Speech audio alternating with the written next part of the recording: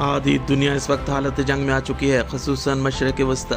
अमरीका और इसराइल की तरफ से ऐसी संगीन गलती की गई, बग़ैर सोचे समझे ईरान पर हमला कर दिया गया और ईरानी रहबर आला इमाम ख़ुमैनी को शहीद कर दिया गया, जिसके बाद मीडिया वॉर के ज़रिए इसे बहुत बड़ी कामयाबी बनाकर पेश किया गया।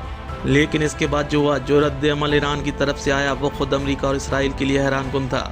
लेकिन इसके ऐसे भयानक नताइज का सामना करना पड़ा जो अमरीका और इसराइल ने कभी सपने में भी नहीं सोचा था।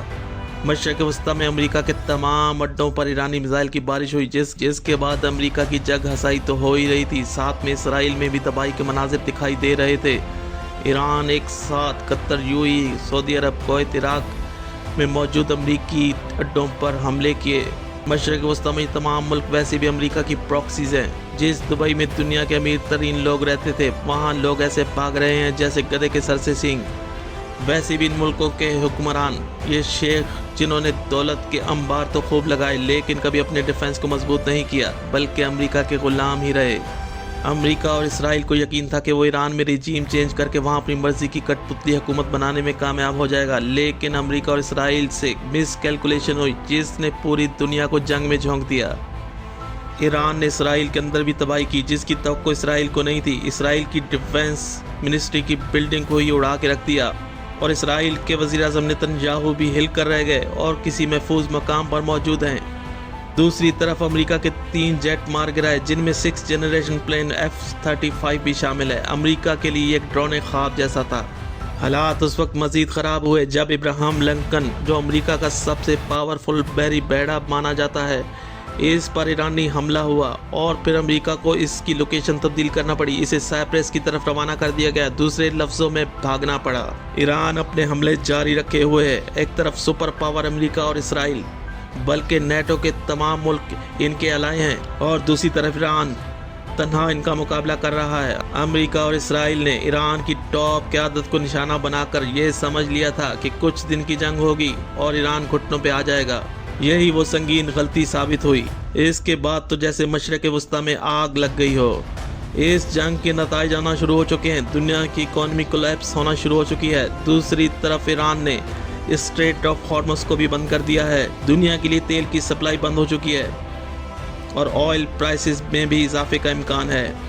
अब अमेरिका एक और संगीन कदम उठाने जा रहा है, वो ये कि ईरान के अंदर से ऐसे ग्रुप को तैयार किए जाएं जो हुकूमत मुखालिफ हों, इन्हें सपोर्ट किया जाए, जिससे ईरान को अंदरूनी तौर पर कमज़ोर किया जाए, जैसे इराक, शाम, लबनान, मिस्र में किया गया था। ये जंग जिस तरह तवील हो रही है, अमेरिका और इसराइल को नुकसान भी बहुत ज़्यादा हो रहा है। ईरानी हमलों में अमेरिका के सैकड़ों फौजी मारे जा चुके हैं। इसराइल में खौफ और हिरास फैल चुका है। लोग घरों से निकलकर बंकरों में पनाह लिए हुए हैं। ये मिस एडवेंचर अमेरिका और इसराइल के लिए डरावना ख्वाब साबित होगा। अब इन्हें समझ नहीं आ रहा कि इसमें से कैसे बाहर निकला जाए। ईरान में तो तबाही के मंजर नजर आ रहे हैं, लेकिन अमेरिका को भी इसकी भारी कीमत अदा करना पड़ रही है। बौखलाहट में ईरान के आम लोगों को निशाना बनाया जा रहा है, एक जंगी जुर्म है, जिसकी मिसाल गर्ल्स स्कूल पर अटैक किया गया, जहां मासूम बच्चियों को शहीद किया गया। ईरान के लिए अब ये जंग डू और डाई जैसी है। ये जंग मशरक़ वस्ता के कई मुल्कों के लिए सबक भी है कि अमेरिका इनका दिफा नहीं कर सका और जंग इनके घरों तक आ पहुंची, जिसका सबसे ज़्यादा नुकसान यूएई और कतर को देखना पड़ा। सिफारती सतह पर कई मुल्कों की कोशिश जारी है। अगर ये जंग मज़ीद तूल पकड़ती है तो ये दुनिया के लिए भयानक और तबाही का पैगाम साबित होगी। शायद वर्ल्ड वॉर 3 जैसी सूरत हाल हो जाए। खतरा तो ये भी पाया जाता है कि अमेरिका और इसराइल अपनी नाकामी को देखते हुए कहीं कोई एटमी हमला ही ना कर दें, जो कि मुमकिन है। अमेरिका इसराइल का तहफ़्फ़ुज़ करते करते खुद भी इस जंग में कूद चुका है। लगता तो ऐसा है कि अमेरिका को नुकसान ज़्यादा हो रहा है। हालात दिन ब दिन मज़ीद ख़राब से ख़राब तर होते जा रहे हैं। आने वाले दिन दुनिया के लिए बहुत ही तबाहकुन हो सकते हैं। इस दौरान अगर कोई अहम किरदार अदा कर सकता है तो चीन, पाकिस्तान, रशिया और सऊदी अरब है। अब देखना ये होगा कि ये ऊँट किस करवट बैठेगा। हो सकता है कि वर्ल्ड वॉर 3 का आगाज़ हुआ ही चाहता हो।